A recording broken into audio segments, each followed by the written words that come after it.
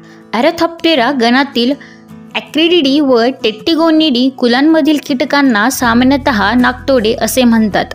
ॲक्रिडिडी कुलातील नाकतोड्यांच्या शृंगिका सांधेयुक्त स्पर्शेंद्रिये आखूड असून त्यांच्या जातींची संख्या सुमारे 5000 आहे। टेट्टिगोनिडी कुलातील नाकतोड्यांच्या शृंगिका लांब असून त्यांच्या जाती 4000च्या जवळपास आहेत, जे दोन्ही प्रकारचे नाकतोडे मुख्यत्वे करून उष्ण व समशीतोष्ण कटिबंधात आढळून येतात। हे कीटक विविध रंगांचे असून काळसर, पिवळे, वाळलेल्या गवताच्या रंगाचे किंवा शरीरावर रंगीत पट्टे असलेले सामान्यतः आढळतात।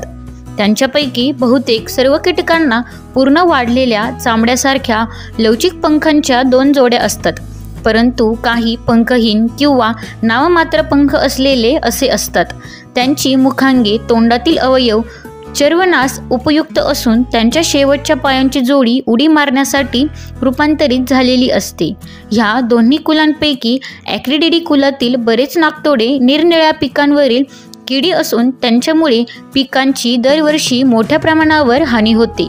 त्यांपैकी भारतात खुरपाडी, बिनपंखी नाकतोडा, पट्टेदार नाकतोडा, भातावरील नाकतोडा इत्यादी नाकतोडे पिकांची हानी करतात।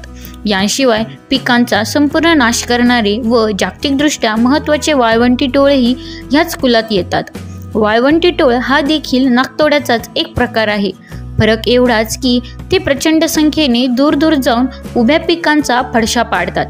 आखूड शृंगिक असलेले नाकतोडे अंडनिक्षेपकाच्या अंडी घालावयाच्या साधनाच्या सहाय्याने जमिनीत अंडी घालतात। अंडी घालण्यासाठी पडीत जमिनी, माळराने अथवा शेताचे बांध अशा जागी ते निवडतात। पावसाळ्यात अंड्यांतून लहान डिंब किंवा अर्भके अळ्या बाहेर पडून ती सुरुवातीस गवतावर उपजीविका करतात। डिंब थोडे मोठे झाले म्हणजे ते पिकांवर आक्रमण करतात। प्रौढावस्था प्राप्त होण्यासाठी ह्या कीटकांना साधारणतः 5 ते 6 आठवडे लागतात। टेट्टिगोनिडी कुलातील नाकतोडे मांसाहारी अथवा सर्वभक्षी असतात। भारतामध्ये ह्या कीटकांना कीड म्हणून महत्त्व नाही।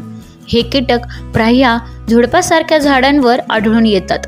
मादीस खुरप्याच्या वा तलवारीच्या आकाराचा लांब अंडनिक्षेपक असतो। त्याच्या सहाय्याने मादी झाडांच्या पेशीत अंडी घालते। हिवाळ्यानंतर अंड्यांतून अर्भके बाहेर पडून ती 5 ते 6 आठवड्यांत पहिल्या प्रकारच्या नाकतोड्यांप्रमाणेच प्रौढावस्थेत जातात। साधारणतः वर्षातून नाकतोड्याची एकच पिढी तयार होते। नाकतोड्याच्या अंड्यांवर हिंगे नामक कीटकांच्या जमिनीतील अळ्या उपजीविका करीत असल्यामुळे नाकतोड्याच्या संख्यावाढीस थोडाफार आळा बसतो। याशिवाय काही कवक, बुरशीसारख्या हरितद्रव्यरहित वनस्पती व सूक्ष्मजंतूंमुळेही नाकतोड्यांच्या अंड्यांचा नाश होतो। पिकांवर रासायनिक कीटकनाशकांचे फवारे मारून उपद्रवी नाकतोड्यांचा नाश करता येतो। धन्यवाद।